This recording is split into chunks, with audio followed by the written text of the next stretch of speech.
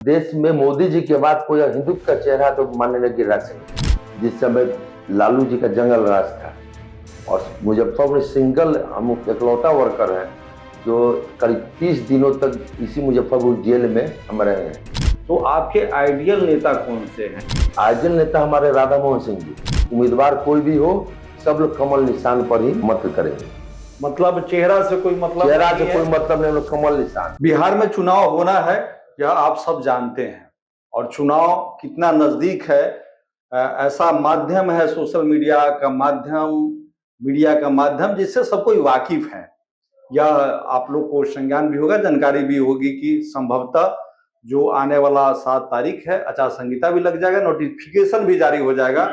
चुनाव आयोग के तमाम अधिकारी पटना में आए और लगातार जो है इस पर चर्चा चल रही कि कब आचार संहिता लगाया जाए। इस बीच तरह तरह के जो राजनीतिक पार्टियां हैं, विभिन्न राजनीतिक पार्टियों में भी सरगर्मी तेज है, खासकर टिकट को लेके। इस बार जो राष्ट्रीय स्तर की जो पार्टियां हैं उसमें यह भी माना जा रहा है कि कई जो सिटिंग विधायक हैं उनका भी टिकट कटना तय है। अब उसका आधार भी है, कई पार्टियों ने तो बजाते जो है एक नियमावली भी बना दी है कि किनका जो है टिकट इस बार कटेगा और किनको टिकट दिया जाएगा। खासकर युवाओं की भी इस बार भागीदारी की बात कही जा रही है। इसी तरह से कई ऐसी पार्टियां हैं जिसमें अल्पसंख्यक, पिछड़ा वर्ग और तमाम तरह की जो जातियों को लेकर जो एक सिनेरियो है, जातियों को लेकर जो एक सर्वे है, उस आधार पर भी इस बार टिकट का बंटवारा होगा। तो आज हम बात करेंगे मुजफ्फरपुर विधानसभा क्षेत्र की, जो उत्तर बिहार का एक प्रमुख विधानसभा क्षेत्र माना जाता है। और इस विधानसभा क्षेत्र में जो अभी की स्थिति है, वहां अभी महागठबंधन के सिटिंग विधायक हैं, लेकिन निश्चित रूप से इस बार जो संघर्ष होगा जो चुनाव में, वह जो महागठबंधन के विपक्ष में जो एनडीए जो मैदान में उसकी पार्टियां जो है उतरेगी और उसके जो उम्मीदवार उतरेंगे, वह किस तरह के उम्मीदवार उतरते हैं, उनका चेहरा क्या होगा, इस पर भी जो है एक तरह से चुनाव की जो है नीति दिखेगी कि क्या यहाँ कौन से जो है इस बार उम्मीदवार जीत के आएंगे। निश्चित रूप से इस बार का चुनाव यहाँ का रोचक होगा। तो आज प्रभात खबर के दफ्तर में खास तौर से ऐसे मेहमान को बुलाए हैं जिनका राजनीतिक सफर भाजपा से शुरू हुआ और लगभग 2 दशकों से ज्यादा की राजनीतिक सफर है। और यूं कहें कि एक तरह से 1996 में ये राजनीतिक सफर शुरू किए भाजपा युवा मोर्चा के महामंत्री के रूप में। और आप ऐसे देख लें आंकड़ा में तो 2025 में हम अभी बात कर रहे हैं, तो लगभग 29 साल का इनका राजनीतिक सफर है भाजपा के साथ। तो हम प्रभात खबर के दफ्तर में स्वागत करते हैं देवांशु किशोर जी का। नमस्ते, नमस्कार। देवांशु किशोर जी, एक तो जो आपका हम पूरा प्रोफाइल देख रहे थे अभी, जब आपसे साक्षात्कार हमको करना था, तो काफी पुराना आपका रिकॉर्ड दिख रहा है। 1996 से लगातार आप भाजपा के साथ जुड़े रहे। तो शुरुआती सवाल यह मेरा रहेगा कि जो पढ़ाई लिखाई आपने की, कहा मुजफ्फरपुर से, तो कैसे लगा कि आपको जो है राजनीति में आना चाहिए? हम पढ़ाई लिखाई साउथ इंडिया में किया करते थे, चेन्नई में पढ़ते थे। अच्छा। मेरा राजनीति का सफर चेन्नई से ही शुरू हुआ। जब चेन्नई में हम पढ़ा करते थे तो वहाँ साउथ भर से नॉर्थ एंटी बिहारी का चलता था, वहीं उसी जगह से मुझे राजनीति सफर का शुरुआत हुई। और जब मुजफ्फरपुर लौटे हम 1 साल नौकरी भी की। तो वहाँ क्या चेन्नई में क्या पढ़ाई लिखाई आप? इंजीनियरिंग करते थे। अच्छा, इंजीनियरिंग की पढ़ाई। वहां से जब लौटे, जब मुजफ्फरपुर हम, तो हमारे फादर की तबीयत खराब रहती थी, तो वह मुजफ्फरपुर से लौटे हैं। और 1 साल मैंने नौकरी भी किया मारुति उद्योग में। अच्छा। मारुति उद्योग के बाद सीधे मुजफ्फरपुर लौटे। लौटने के बाद हम भारतीय जनता, शुरू से ही मेरा हिंदुत्ववादी चेहरा, हिंदुत्व के प्रति मेरा सॉफ्ट कॉर्नर रहा है। मैं शुरू से ही भारतीय जनता पार्टी के प्रति लगाव था।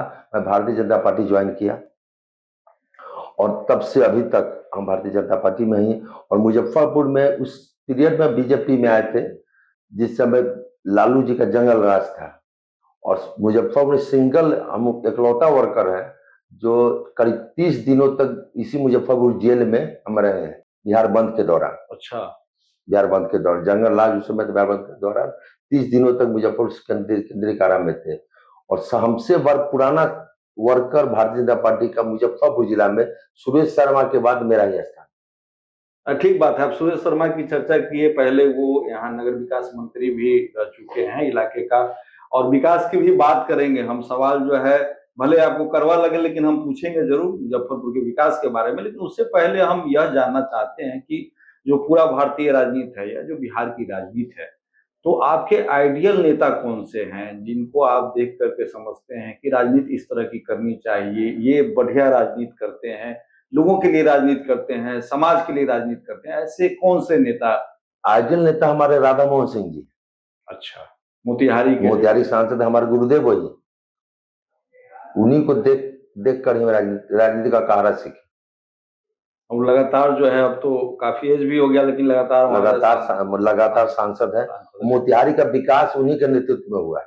बेशक मोतिहारी में कई काम तो हुआ, अब जो भी हो राधा मोहन सिंह का ये रहे, या जैसे बापू सभागार की बात अगर करें वहाँ, जी जस्ट लाइक इसी सवाल में हम मुजफ्फरपुर को लाते हैं। मुजफ्फरपुर में एक भी इस तरह का ऑडिटोरियम नहीं है। तो आप भारतीय जनता पार्टी, जो कि कहा जाता है कि विश्व की सबसे बड़ी पार्टी है, और यहाँ से नगर विकास मंत्री भी रहे आप ही के पार्टी के जो है, तो इस तरह की कोई व्यवस्था है नहीं, क्या ये आपको खलता नहीं है? खलता है, जिसमें माननीय सुरेश शर्मा जी नगर विकास मंत्री थे, तो जितना विकास की योजना मुझे दिखाई दे रहा है सब सुरेश शर्मा रिजिम का ही, कुछ कारण से, कुछ अफसरशाही कारण लेट हो गया।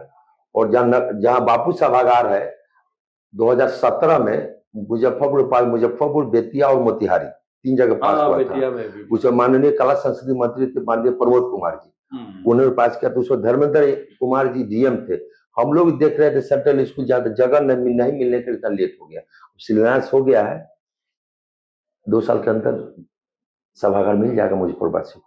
तो उम्मीद है कि यहाँ शिलान्यास हो गया। अच्छा, इसी विकास से जोड़ते हुए अभी जैसे कभी की एक सूचना थी एयरपोर्ट को लेकर, पता ही हवाई अड्डा को लेकर के, और इसमें यह माना जाता है कि भाई आप लोग की जो पार्टी है वो जोर आजमाइश की तभी जाके बन पाया। क्या लगता है इसमें, किसके प्रयास से हुआ? सुरेश शर्मा जी, माननीय सुरेश शर्मा जी बहुत प्रयास कर रहे थे, राजभूषण चौधरी जी भी प्रयास कर रहे, सम्राट चौधरी जी प्रयास कर रहे थे, और मुजफ्फरपुर शहर को एक नया मिला है हवाई अड्डा, जो आने वाले 1-2 साल के अंदर यहाँ के लोग हवाई जहाज से देश विदेश का दौरा करेंगे। ठीक बात है। अब हम सवाल यह करते हैं कि बिल्कुल जो है चुनाव सिर पर है, अब माने अब आने ही वाला है, और बल्कि चुनाव तो होना है सो होना है। चुनावी जो एक बयार है, चुनावी जो सरगर्मी है, और चौराहे पे, चौक पे, सभी जगह भयंकर रूप से एक तरह से चर्चा कहें कि चुनाव को लेकर के है, उम्मीदवार को लेकर के है। मुजफ्फरपुर में उम्मीदवार को लेकर के क्या है आपके ज़हन में, क्या लगता है? यहाँ भाजपा से जो है टिकट एनडीए में भाजपा को ही मिलेगी, ये तय है। तो टिकट जो भाजपा में कौन से ऐसे दावेदार हैं या उम्मीदवार हैं, आपको क्या लगता है? भारतीय जनता पार्टी के जितने कार्यकर्ता हैं कमल निशान देखते हैं। पार्टी उम्मीदवार कोई भी हो, सब लोग कमल निशान पर ही मत करेंगे। मतलब चेहरा से कोई मतलब नहीं, लोग कमल निशान। जो नेतृत्व जो है वो अपना टिकट जिनको दे दे, तो आप जो है नेतृत्व जिसको दे देगा हम लोग कमल निशान पर मत करेंगे, और नेतृत्व अच्छे उम्मीदवार को ही यहाँ पर उम्मीदवार बनाएगा, इतना हम लोग को विश्वास है। 2 चीज हम पूछना चाहते हैं कि फर्ज करें कि ठीक है कि भाजपा से किन्हीं को टिकट मिला और भाजपा यहाँ से जो है चुनाव जीत गई, फर्ज करें ये ऐसा अगर हो गया, तो ऐसा क्या आप लोग के जहन में रहेगा कि हम क्षेत्र के विकास के लिए 2-3 काम, 4 काम ऐसा जो प्राथमिकता से हम करना चाहेंगे, भाजपा जो है करना चाहेंगे? मुजफ्फरपुर शहर के लिए सबसे जरूरत है ट्रैफिक व्यवस्था। यहाँ ट्रैफिक व्यवस्था ध्वस्त हो चुका है। अघोरिया रामदालू टू आमगोला एक फ्लाईओवर की जरूरत है। गोबरसही टू सरियागंज टावर फ्लाईओवर की जरूरत है। ये एलिवेटेड और फ्लाईओवर बहुत ज्यादा नितांत आवश्यकता है। रेड लाइट लगने से कुछ नहीं होगा, यहाँ फ्लाईओवर की जरूरत है। जो आज से 20 साल पहले गाड़ी था, उससे 4 गुना गाड़ी यहाँ होगी, गाड़ी की संख्या बढ़ गई है, और रोड उतना ही है, 20 फीट 40 फीट 50, उससे ज्यादा रोड है नहीं। यहाँ फ्लाईओवर की जो भी विधायक बने, सबसे पहले यहाँ ट्रैफिक व्यवस्था सुधारे। अच्छा, एक चीज आपके बारे में बड़ा चर्चा है, बल्कि वो राष्ट्रीय स्तर पे चर्चा का वो केंद्र में रहता है। आप एक केंद्रीय मंत्री के नाम से एक फैंस क्लब चलाते हैं, बल्कि हम नाम बता ही देते हैं, गिरिराज सिंह फैंस क्लब चलाते हैं। क्या उद्देश्य है उस फैंस क्लब को चलाने में? गिरिराज सिंह, देश में मोदी जी के बाद कोई हिंदुत्व का चेहरा तो माननीय गिरिराज सिंह जी, और गिरिराज सिंह 18 साल पहले गिरिराज सिंह फैंस क्लब का गठन मुजफ्फरपुर जिला में हुआ था। उस फैंस क्लब में पॉलिटिकल कार्य, कोई सामाजिक कार्य होता है। Blood donation. मेरी जानकारी है कि जैसा आप संरक्षक है जी जी, हम उसके संरक्षक हैं। Blood donation,